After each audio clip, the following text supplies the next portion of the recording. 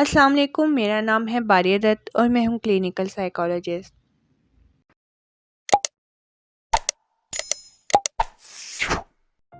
कभी ऐसा हुआ है कि आपको इतना गुस्सा आया है कि आप कहीं बाहर चले जाएं या चीखें या किसी को मारें? माहिरीन नफ्सियात इस चीज़ को कैथारसिस कहते हैं। कैथारसिस एक ऐसा अमल है जिसमें इंसान अपने दबे हुए शदीद जज्बात और एहसासात का किसी सूरत में इजहार करके ज़हनी सुकून हासिल करता है, ख़ुद को प्यूरिफाई या रिन्यूड करता है। इस तरीके में हम अपने गुस्से का इजहार कुछ इस तरह करते हैं कि हम अपने अंदर पैदा होने वाले इमोशंस को निकाल सकें। वैसे तो ये टर्म एंशिएंट ग्रीक के वक्त से इस्तेमाल हो रही है, लेकिन सिगमंड फ्रॉइड के एक कोलीग जोसेफ ब्रूर ने इस टर्म को सबसे पहले एक थेरेपेटिक टेक्निक को डिस्क्राइब करने के लिए इस्तेमाल किया था। ब्रूर के पेशेंट्स हिप्नोसिस में अपने ट्रॉमेटिक एक्सपीरियंसेस को दोबारा रिकॉल करते थे। उन्हीं की एक patient Anna O hysteria diagnose हुआ। उसमें सर दर्द, hallucinations, partial paralysis, blur vision, liquid को ना पी सकने की सलाहियत और कॉन्शियसनेस को खो देने की अलामत पाई गईं। एना ने अपने एक्सपीरियंसेस से मुतालिक स्टोरीज बताना शुरू की, ख़ास तौर पर अपने वालिद की बीमारी और इसकी डेथ से मुतालिक। और कुछ स्टोरी सुनाने के बाद बलाखिर उसकी हालत बेहतर हो गई, जिसकी वजह से उसने इस टेक्निक को टॉकिंग क्योर और चिमनी स्वीपिंग का नाम दिया। इस एक्सपीरियंस को बाद में फ्रॉइड ने भी अपने पेशेंट्स के ऊपर इस्तेमाल किया और बहुत ज़्यादा इफ़ेक्टिव पाया।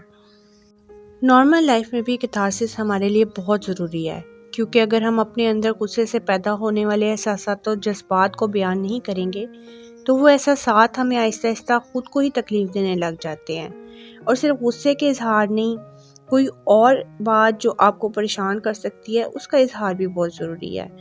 जो लोग ऐसा नहीं करते या ऐसा नहीं कर पाते, वो लोग ज़हनी दबाव का शिकार हो जाते हैं, क्योंकि नामुकम्मल और अधूरे जज्बात हमारे अनकॉन्शियस में मौजूद रहते हैं और हमें अंदाज़ा भी नहीं हो पाता कि हमें किस चीज़ ने परेशान किया हुआ है। सबसे पहले तो अपने जज्बात का खुलकर इजहार करना सीखें, कुछ दिल में ना रखा करें। अच्छे अंदाज और अल्फाज के साथ आप हर किस्म के जज्बात का इजहार कर सकते हैं। अब मैं आपको कुछ मेथड बताऊंगी जो आप कैथारसिस के लिए इस्तेमाल कर सकते हैं या कैथारसिस के लिए इस्तेमाल होते हैं, ताकि आप अपने अंदर पैदा होने वाले नेगेटिव इमोशंस को कम कर सकें। किसी हमदर्द से दूसरों के मुतालिक अपने जज्बात का इजहार किया जा सकता है, जैसे वालिदैन, दोस्त वगैरह, लेकिन हर एक के सामने बात करने से गुरेज करें। शायरी करना, नसर लिखना, अफसाने लिखना या तामीरी पैगामात लिखना भी कैथारसिस का एक ज़रिया है। आपने देखा होगा कि शायरी ज़्यादातर नेगेटिव इमोशंस पर बेस करती है। किताबें पढ़ना, डॉक्यूमेंट्रीज देखना या मूवी देखना भी कैथारसिस का एक हिस्सा है। जब आप कोई ऐसी किताब पढ़ते हैं जिसमें राइटर ने ऐसे एहसासात को बयान किया हो जो आपने अपने अंदर दफनाए हुए हों, तो आपको सुकून महसूस होता है। बेगर्ज काम करना अपने माशरे के लिए, अपने इर्द-गिर्द के लोगों के लिए, ये आपको पॉजिटिवली क्लीन करता है। तो कोशिश क्या करें कि जितनी दूसरों की मदद कर सकते हैं उतनी करें। मेडिटेशन हमारे माइंड और बॉडी को प्यूरिफाई करने के लिए बहुत इफ़ेक्टिव है। ना सिर्फ आप मेडिटेशन के ज़रिए मेंटली रिलैक्स हो सकते हैं, बल्कि अपने लिए बेहतर सोचने और समझने की सलाहियत को बढ़ा सकते हैं।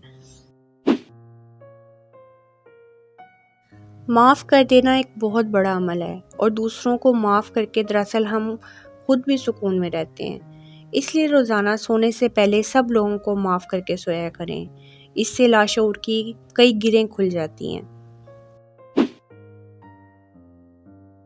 ह्यूमन हिस्ट्री इस बात की गवाही देती है कि बेशक हम अकेले हों या आपके पास कोई दोस्त या हमदर्द मौजूद ना हो या आप कोई और एक्टिविटी नहीं कर सकते हों, इबादत करने से मेंटल और इमोशनल दोनों मसाइल हल हो जाते हैं।